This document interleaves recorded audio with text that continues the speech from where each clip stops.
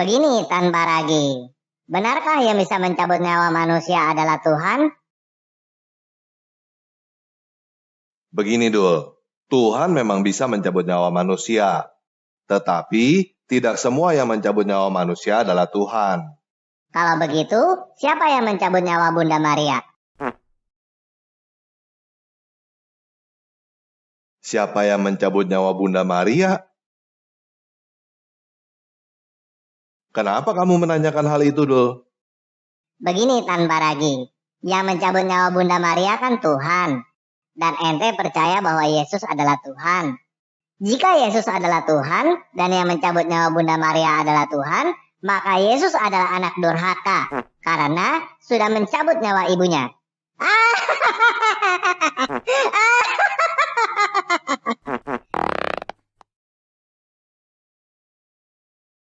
Oh, itu yang kamu katakan mengganjal di hati. Iya.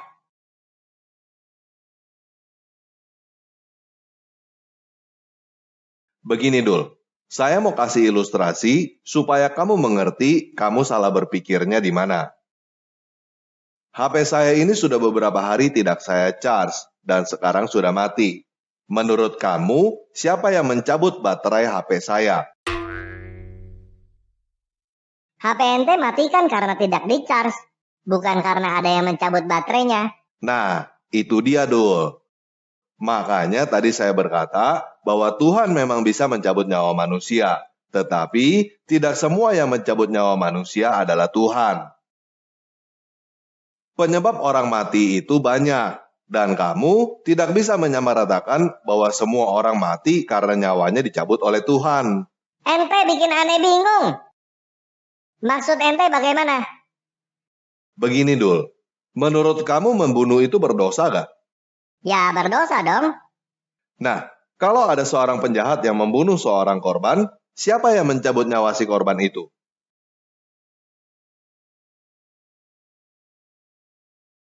Malaikat maut? Nah, kalau kamu berkata malaikat maut yang mencabut nyawa korban itu, apakah si penjahat itu melakukan dosa pembunuhan? Kan malaikat maut yang mencabut nyawa korban itu, bukan dia.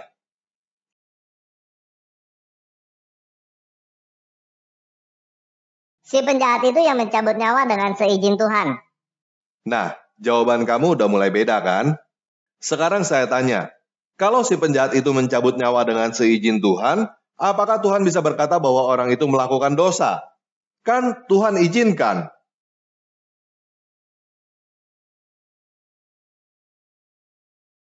Kalau kamu mengizinkan seseorang mengambil barang kamu, apakah kamu bisa berkata bahwa orang itu mencuri?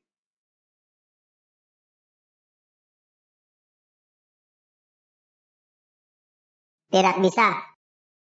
Nah, bagaimana Tuhan bisa berkata bahwa seseorang melakukan dosa jika Tuhan yang mengizinkan orang melakukan dosa?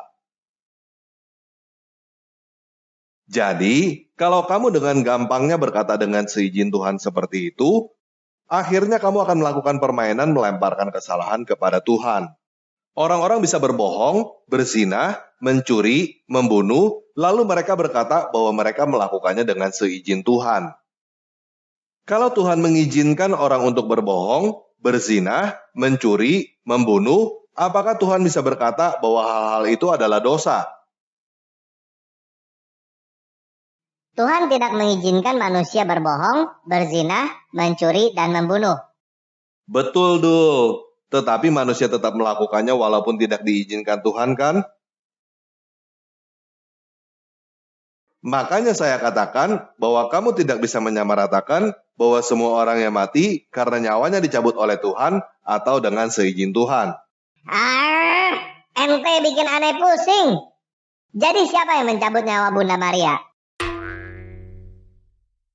Tidak ada yang mencabut nyawa Bunda Maria, Dul. Karena Bunda Maria bukan meninggal dengan cara dicabut nyawanya. Lagi pula Bunda Maria adalah orang hidup, bukan orang mati. Hah? Maksud ente bagaimana? Begini, Dul. Menurut kamu, Abraham, Ishak, dan Yakub sudah mati atau belum? Ya sudahlah. Nah, Yesus berkata di dalam Lukas 20 ayat 37-38 Tentang bangkitnya orang-orang mati, Musa telah memberitahukannya dalam nas tentang semak duri, di mana Tuhan disebut Dewata Abraham, Dewata Ishak, dan Dewata Yakub. Ia bukan Dewata orang mati, melainkan Dewata orang hidup, sebab di hadapan Dia semua orang hidup. Yesus juga berkata di dalam Yohanes 11 ayat 25, "Akulah kebangkitan dan hidup. Barang siapa percaya kepadaku, ia akan hidup, walaupun ia sudah mati." Jadi menurut kamu mereka mati, tetapi menurut Yesus mereka hidup. Bagi Yesus mereka bukan mati tetapi tidur. Hal ini bisa kamu baca ketika Yesus menghidupkan kembali anak yang sudah mati di dalam Matius 9 ayat 24 dan Markus 5 ayat 39, dan ketika Yesus menghidupkan kembali Lazarus yang sudah mati juga di dalam Lukas 11 ayat 11 sampai 13. Jadi anak kecil, Lazarus, dan semua orang yang mati menurut standar manusia hanya tertidur menurut standar Tuhan. Dan Tuhan akan membangkitkan semua orang pada akhir zaman untuk meminta pertanggungjawaban. Yesus membangkitkan anak kecil dan Lazarus atas seizin Allah. Kamu mau berkata dengan seizin Allah atau tidak? Tidak pengaruh. Karena Yesus berkata di dalam Yohanes 11 ayat 25, "Akulah kebangkitan dan hidup." Dengan berkata akulah kebangkitan dan hidup, Yesus sudah berkata bahwa Dia adalah Tuhan. Yesus bukan Tuhan. Tuhan tidak mungkin mati. Dul, saya sudah berkali-kali katakan bahwa Yesus adalah bukti Tuhan tidak mungkin mati. Yesus bangkit dari kematian pada hari ketiga, walaupun Dia dibunuh. Coba baca bagaimana Yesus menampakkan diri dan berkata kepada Yohanes di dalam Wahyu 1 ayat 17-18. "Jangan takut, aku adalah yang awal dan yang akhir dan yang hidup. Aku telah mati, namun lihatlah, aku hidup sampai selama-lamanya. Dan aku memegang segala kunci maut dan kerajaan maut."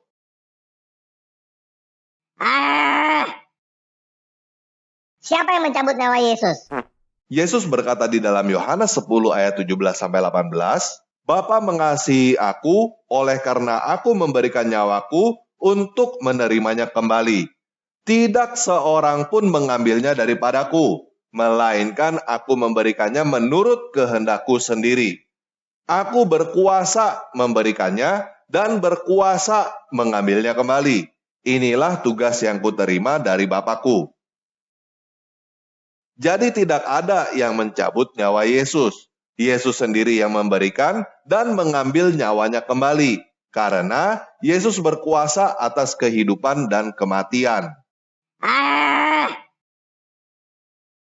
Tidak ada Tuhan selain Allah dan Muhammad adalah rasulnya. Allahmu bukan Tuhan saya dan Muhammad bukan nabi bagi saya.